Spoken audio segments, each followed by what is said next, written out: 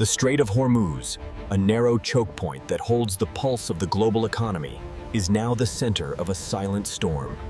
Recent reports of a blockade have sent shockwaves through international markets. But what is the hidden strategy behind this bold move? Every day, millions of barrels of crude oil pass through these waters, making it the most vital artery for energy on Earth. Tehran has long warned that any threat to its sovereignty would lead to the closure of this gate, and today, that warning becomes reality.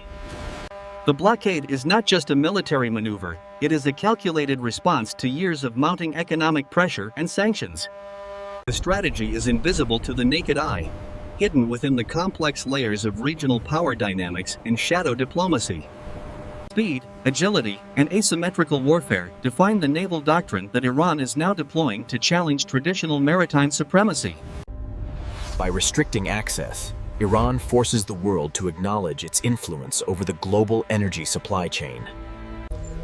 Behind closed doors, military strategists in Tehran are playing a high-stakes game of geopolitical chess. The presence of international carrier strike groups in the Gulf of Oman has only accelerated the implementation of the blockade. This is not a sudden outburst, but a carefully timed escalation designed to maximize leverage in international negotiations. The geography of the strait itself is Iran's greatest ally, a natural fortress that can be locked with a single command.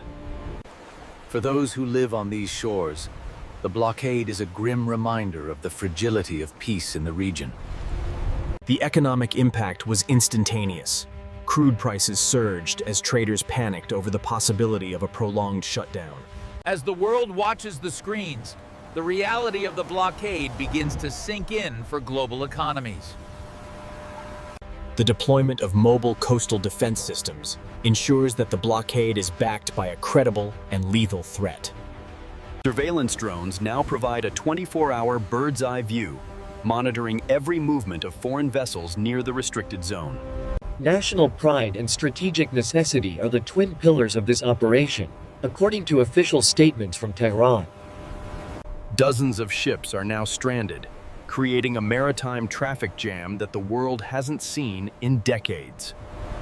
Beneath the surface, silent sentinels patrolled the deep, adding another layer of complexity to the blockade strategy. Intelligence agencies are scrambling to decode the true intent. Is this a bluff, or the beginning of a new era of confrontation?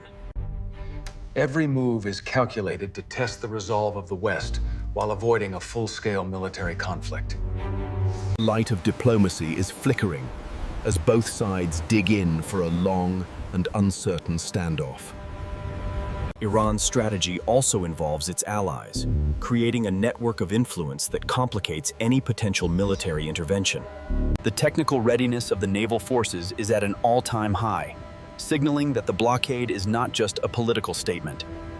In the capital, the narrative is one of resistance against external pressure and the right to defend national interests. Constant air patrols ensure that no vessel can bypass the blockade without being intercepted. As ships are turned away, the geopolitical map of the Middle East is being redrawn in real time. The silence of the strait is deceptive. Beneath it lies a tension that could ignite at any moment. The world is on edge, waiting for the next move in this dangerous game of maritime brinkmanship. As the news of the blockade solidified, global oil markets reacted with a violent surge, hitting levels not seen in a generation.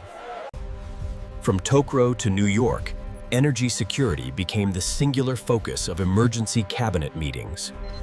The international response was swift, as Western powers dispatched naval reinforcements to challenge Tehran's maritime wall. Tehran's strategy relies heavily on its vast fleet of indigenous surveillance drones, providing real-time data on every movement of foreign warships. The threat of smart naval mines, capable of distinguishing between civilian and military targets, adds a lethal layer to the blockade. On the other side of the line, advanced defense systems are on hair-trigger alert, prepared for a swarm-style attack. In New York, the diplomatic battle is just as intense, with veto-wielding powers clashing over the legality of the maritime restriction. As oil became uncertain, investors flocked to safe haven assets, causing a ripple effect across the entire global financial system. The ports of the United Arab Emirates have become waiting rooms for a global fleet that has nowhere to go. Jamming and GPS spoofing have turned the strait into a black hole for traditional navigation, forcing ships to rely on manual piloting. The specter of a proportional response hangs heavy in the air, with military planners weighing the risks of a limited strike. Elite units have been deployed to the scattered islands of the Gulf, turning small outposts into formidable fortresses. In cities thousands of miles away, the blockade is felt at the pump, sparking protests and political instability. Communication intercepts suggest that the strategy was coordinated months in advance, involving a sophisticated network of regional proxies. Refineries across Asia, heavily dependent on Persian Gulf crude, began scaling back operations as supply lines withered. Tehran maintains that the blockade is a defensive necessity, a shield against what it calls economic warfare. The swarm tactic, using dozens of small, armed boats to overwhelm a single large warship, is a core part of the hidden strategy. Underwater, the cat-and-mouse game reaches a fever pitch as diesel-electric submarines shadow nuclear-powered giants.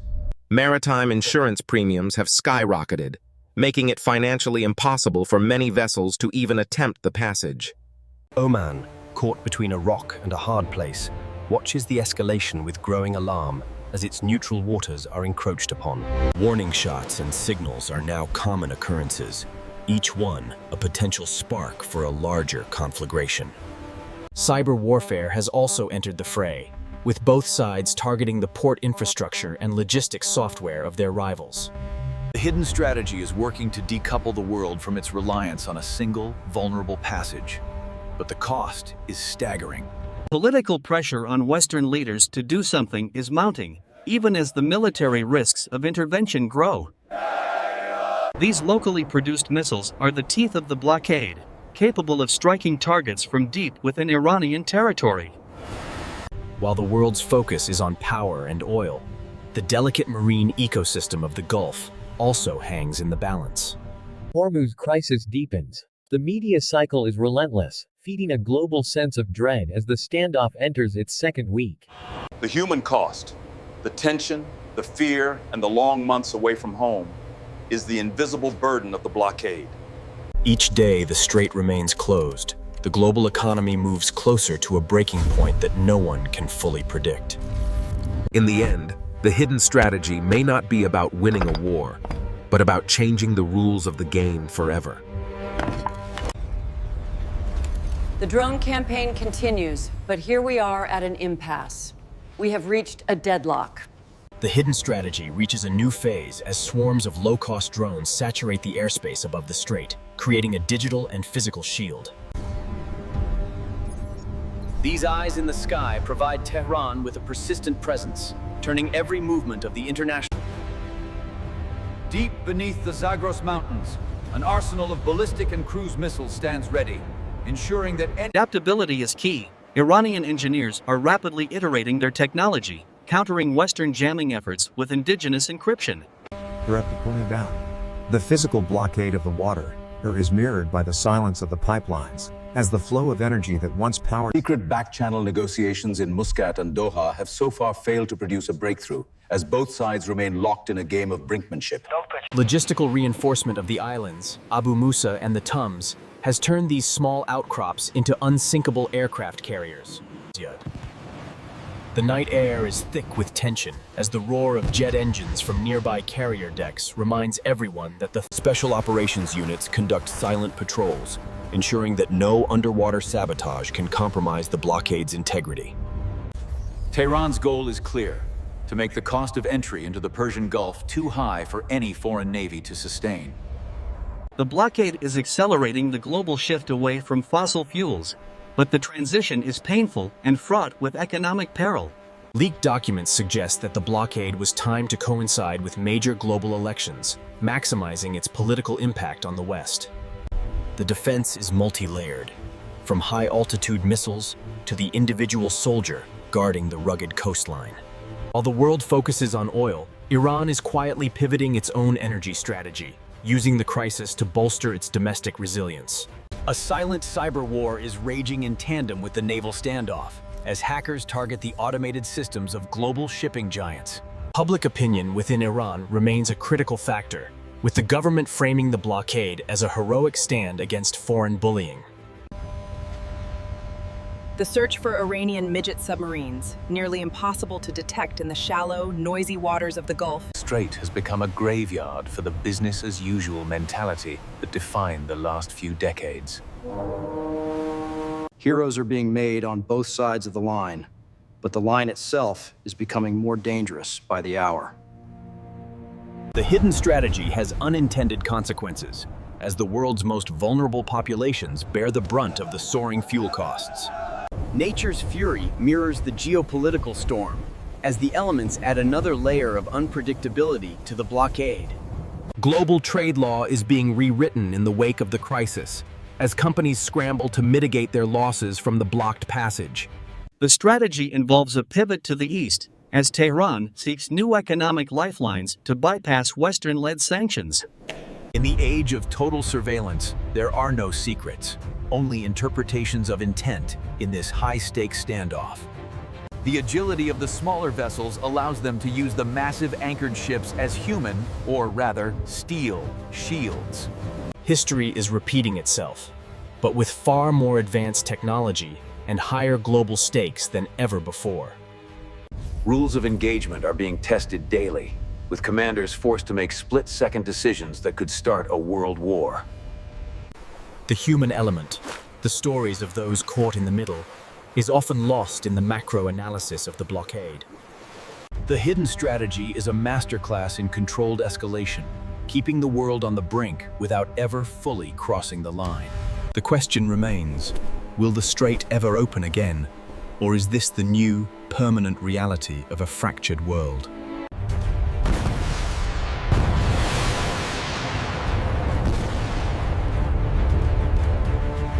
The world finally blinks. A coalition of the willing moves to challenge the blockade, setting the stage for a direct maritime confrontation. Tensions hit a breaking point as unidentified contacts begin to swarm the outer perimeter of the task force. Tehran's response is asymmetrical. They do not meet the giant warships head-on, but nibble at their flanks with relentless speed. Defensive systems scream into life as the first wave of suicide sea drones is detected, testing the electronic nerves of the coalition. Visual and infrared sensors are neutralized by tactical obscurers, turning the narrow strait into a hall of mirrors for invading forces. In the skies above, electronic warfare reaches a crescendo, with pilots fighting for every inch of the electromagnetic spectrum. The hidden strategy relies on the psychological terror of the unseen. A single mine could cripple a billion-dollar warship and halt the entire mission. Below the thermal layer, Iranian midget submarines launch silent strikes, aiming for the soft underbelly of the coalition's logistical ships. From these heights, the entire strait is a kill zone, pre-calculated and zeroed in by years of military drills. Missile defense becomes a deadly firework display as Tehran launches a coordinated salvo of Ghadr anti-ship missiles from hidden inland sites. The swarm is not just a tactic. It is an intelligent, networked system designed to overwhelm even the most advanced Aegis combat systems. Boarding actions and close-quarters maritime combat return to the modern battlefield in a desperate bid to clear the shipping lanes. For the merchant mariners caught in the crossfire, the Strait of Hormuz has become a literal gauntlet of fire. Technology races against time as the coalition attempts to sanitize the waters before the global energy supply reaches a total collapse. Submerged and silent, these vessels act as the final gatekeepers, ready to sacrifice everything to maintain the blockade's integrity. Every explosion echoes in the boardrooms of London and Singapore, driving the cost of shipping to levels that threaten to bankrupt entire industries. The world watches in real time as the most expensive maritime battle in history unfolds in one of its narrowest corridors. This is a hybrid war. As missiles fly, a digital blockade attempts to shut down the coalition's satellite uplinks and navigation arrays. The human cost of the hidden strategy is paid in the anxiety of those on the front lines, far from the halls of power.